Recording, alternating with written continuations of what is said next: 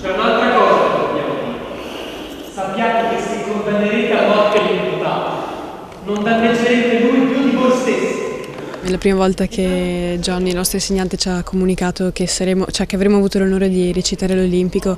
Eravamo tutti sbalorditi, senza parole, perché proporre questa cosa ai ragazzi della nostra età è davvero pazzesca. Il Teatro Olimpico apre ai giovani, di più spalanca loro la porta del palcoscenico per la prima volta, ospitando un intero ciclo di tragedie classiche fatte da ragazzi per i ragazzi.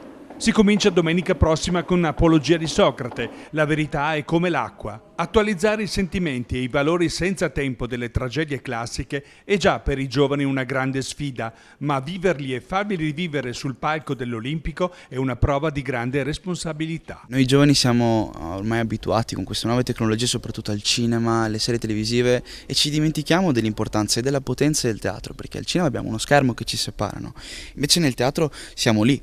Viviamo le emozioni nello stesso momento in cui l'attore stesso le vive e in cui il pubblico le vive, per cui è un collegamento molto più forte che crea una potenza veramente incredibile. Siete tutti responsabili, giudici, consiglieri, politici e sacerdoti, e cercare di mandare a morte un uomo contro giustizia. La cosa più difficile nell'interpretare i difensori di Socrate è riuscire a dare l'idea di qualcosa di, per così dire, antico, ma in un contesto moderno.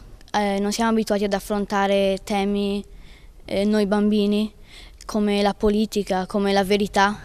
La verità è un concetto molto ampio e affrontarlo così a viso aperto è molto difficile. In questo caso è stato fatto non qualcosa, una cosa grandissima per i giovani, dando loro la possibilità di esibirsi con la stessa dignità con cui fanno i grandi dello spettacolo, perché non è montare su un palcoscenico, è montare un palcoscenico che è quasi un tempio, è mettere in moto una macchina di tecnici, di luci, di audio, che ci stanno trattando come trattano i professionisti, i grandi del teatro. E questo è come dire, è un pensiero grande.